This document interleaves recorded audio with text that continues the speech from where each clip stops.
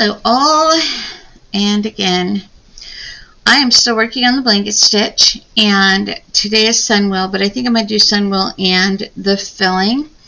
But I went down the rabbit hole of the internet because I was looking for the directions to make something. I don't remember now. And I came across a website called practicalembroidery.eu, and it says there's 15 types of blanket stitch, and I wonder which one I was looking for. I don't remember now. It doesn't matter. Maybe the Sunwheel. Anyway, and there are 5 in here that I don't have on my list. So what I'm going to do is I'm going to stitch their names on here and do them on here. So it's the mirrored, the overlock, barb, Berwick, filling, and then a different kind of scallop and a circle scallop. The circle scallop I found on another website. I'll have to go figure out which one it was. I don't remember now, but it looks like this. So I'm going to do that right here. Oh, it's this scallop right here. This is completely different than this scallop. She just did a running stitch in a scallop shape, and then did a teeny tiny blanket stitch around it. So I'm going to put that one here and this one here, and then the other ones that I found are the mirrored, which is this one, the overlock, which looks a lot like the closed but is different according to this website, the barb, which I thought was really interesting. I'll just give you a peek at that one. Oh, I still need to put on here the blanket triangles, and the raised blanket was 2 more that I found. But in here, my printer is being weird. I don't know what it's doing. Probably because I'm trying to print web pages. But they also did, look at their width back stitch. They did it in a curve, which is interesting. If I'd seen that, I might have incorporated that up here somewhere, but I didn't see it. So it's okay. At some point, I'm going to have to call it good on the blanket stitch. Here's the mirror, and it looks like they put beads on it, which is fun. So I might do half of it just mirrored, and then half of it with beads right there. And then they have a slanted back stitch. I don't know if I'll do that one or not. But look at these triangles. They're so much fun. And this raised blanket stitch also. So I'm going to put all of those on this piece of fabric. And then when I finish this one and this one, I'm going to put them like this together with a blanket stitch, of course. And then when I put them into my stitch book, I will only stitch down one side, and it'll be like a page on my page. So you'll be able to flip this up, or flip the whole thing over and see the rest of the blanket stitches. That's my idea. We'll see how it goes. But today is the Sunwheel. Put this out of the way. And go back to this and find the Sunwheel that's in here. They have several versions of it. Not versions, variations maybe is a better word. Now I'm wondering if it was in here at all. I don't see it, and I thought it was in here. I thought it was in this one. Maybe my printer didn't print it all. Nope, it's not on the list. I must have seen it on a different website.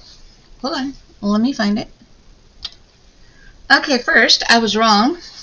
The packet of 15 blanket stitches is from a website called sewinginspo.com. I forgot the O. And the Sunwheel stitch is from practical embroidery. So this will be the Sunwheel stitch that I do, and then here's a blanket filling stitch, blanket stitch filling that I'll do right here. Here is the Birkwick stitch. Here is the barb stitch, which I thought was really, really neat, and the overlock stitch. But today is Sunwheel, so we'll set those aside and do the Sunwheel. They don't give directions on this website, they just give you the stitch, which is okay because 99% sure that it is the pinwheel inside out. But let me go watch Christine's real quick to make sure, and I'll be right back.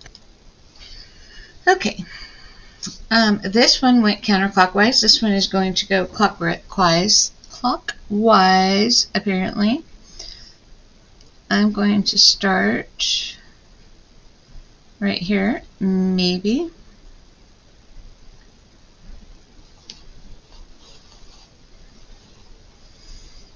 And then I'm going to see if I can do this in one motion.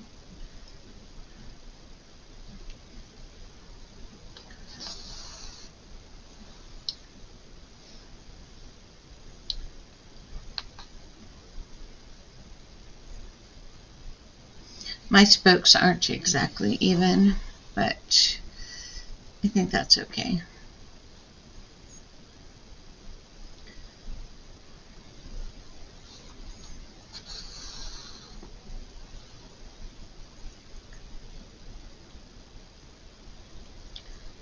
So this is not difficult at all. It's just the blanket stitch part is on the inside rather than the outside like it was over here. Not sure how I want to hold that. It's a little bit floppy because I don't have it in anything, but I don't like squishing my stitches. So I haven't been putting it back in the frame of the hoop because I don't want to squish things. Oops, I didn't put my thread in the right spot. There we go. I am happy that I'm getting better at being able to fix my mistakes without having to completely undo everything, which is nice. I can see that I'm holding this wrong. That's my problem. In order to be able to get that. Oh, I just turned that around and my brain stalled out. That's funny.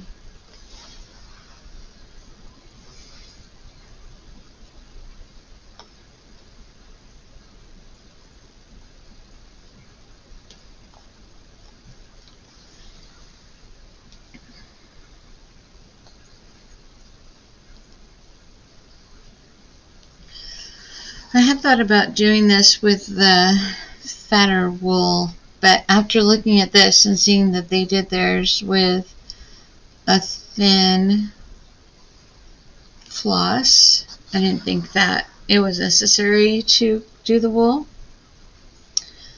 I need to build up some sort of a stash, I guess. I don't really have a stash of any of this stuff, so I can't just be like, oh, I grabbed this out of my stash. I have lots of crochet thread, ouch, that I can use, and maybe that would be a good substitute. I'll have to look more at my crochet thread in the future before I stitch.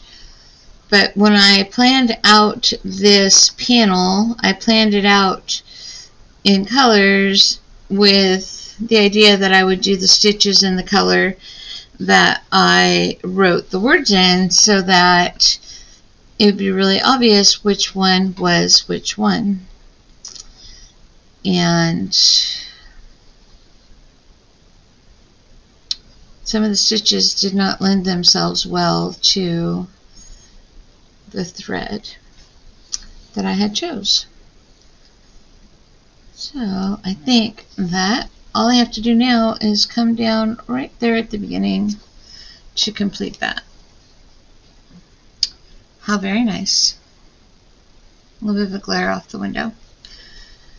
I'm going to tie this off and go figure out how to do the filling stitch, and I will be right back.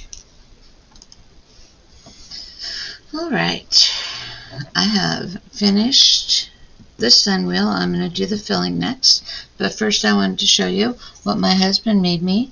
He made me, I bought these magnets yesterday at the hardware store, and I said I need a board for them to stick on, because I'm always worried about dropping my needles. I'm not really a pin cushion kind of gal. And so he made me this magnet coaster, and he branded it with his brand. So I'm really excited about that. It holds my needles really well. But we're going to do the filling. Ooh, I just put a knot in my thread, literally. That's not good. Maybe it was already there and I just pulled it tight. No, it just twisted on itself. Okay. I don't have a paper for this one. I'll have to figure something out. But basically, I think my circle might be too far, but who knows? Stuck to me.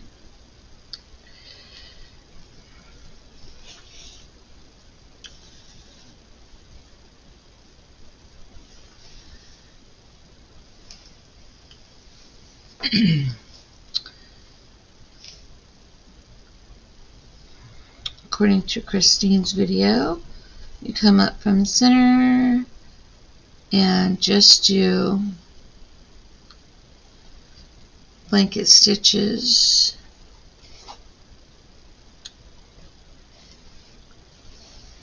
all the way around. I kind of feel like this is the pinwheel again, but maybe with multiple laps around. I don't know, I'll have to watch a little bit more of her video, but I'll just start with the center. Okay, that's how we start, with the center, and I'm going to finish the center and come back and figure out what I'm supposed to do with the rest of my circle. Alright, I have my first circle done, and I am going to do my next one. Once again, the theme of this entire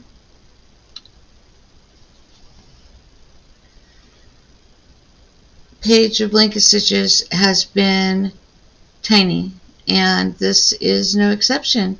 Still on the tiny theme. I should have done probably half as many stitches on the inside circle, but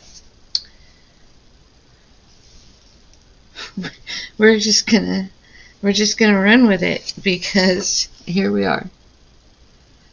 I'm gonna skip over a little bit because I actually started my inner circle incorrectly. I started in the middle when I should have started on the outside. It worked out fine, but I just realized that I did not do that right. So let's kind of skip right there where it wasn't very good. I tried to draw another circle in here, but my little circle deal didn't. It got caught up instead of spinning, so I'm just going to finish that around like that. We're going to make that our next circle.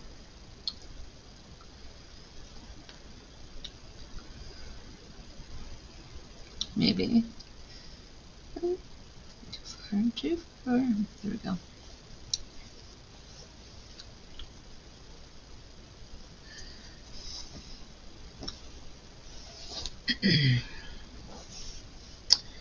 My fabric is getting heavier the more I add to it, and so getting a little bit, pardon me, a bit of a frog in my throat. Getting a little bit unmanageable. Not completely, but probably would be easier if I were in a hoop or something. Oops.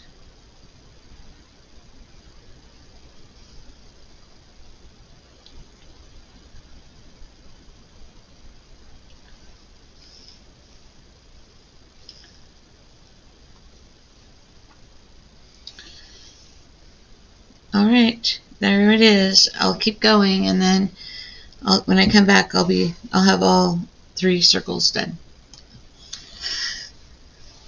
And there is my blanket stitch filling. It is hilariously wonky. I'm going to call it a good first try, though.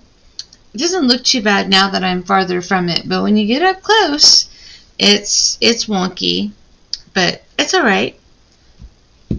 Moving right along, I believe the Rosette of Thorns will be next. And then for this page, I just have the crossed and the closed, and then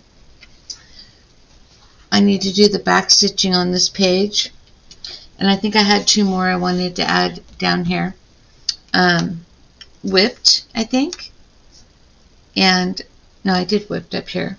There was, I don't know, I had 2 more that I had found that I wanted to do down here. And then, like I said, this piece and this piece will go together like this. And then in my stitch book, they'll only be attached on one side so that it'll be like a page in my page. So, thanks for watching.